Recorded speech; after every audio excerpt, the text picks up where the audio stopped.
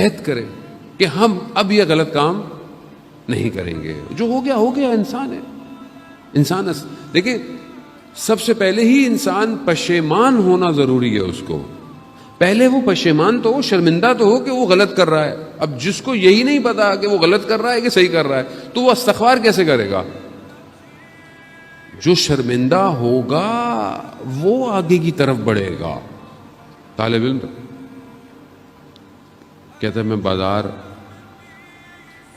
سے گزر رہا تھا تو ایک نامحرم پر میری نگاہ پڑی اور اس نے میری نگاہ کو کھینچ لیا, اپنی طرف متوجہ کر لیا.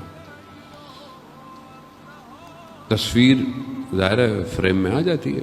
ابھی بہت سے لوگ کہتے ہیں نیت اچھی ہونی چاہیے, نیت تو خراب نہیں تھی, میں دیکھ رہا تھا, تصویر تو آ گئی نا ذہن میں. تو اب رکیے گا, آج اس تصویر کو میں آپ کی صحیح کروں گا انشاءاللہ. تصویر تو آ گئی. اب وہ کہتا ہے کہ میرا ذہن اسی میں جذب ہو گیا. میں اپنے استاد کی خدمت میں گیا. جیسے استاد کے پاس گیا میں نے استاد سے کہا کہ میری طرف میرا کیا حال ہے؟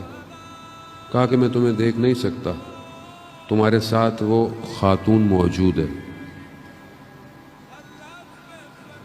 یعنی ایک نگاہ 40 سال کی عبادت کو ضائع کر دیتی ہے. ایک نگاہ.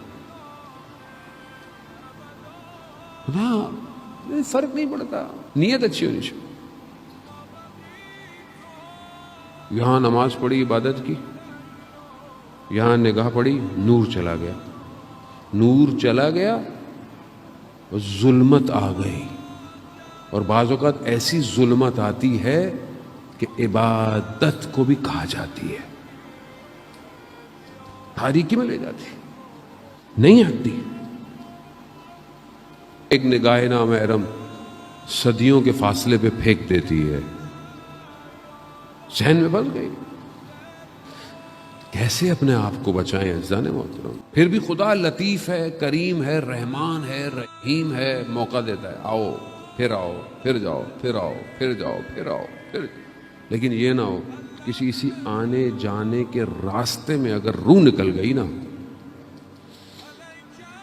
پھر نہیں پتا, کسی کو نہیں پتا اگر روح کب نکل جائے.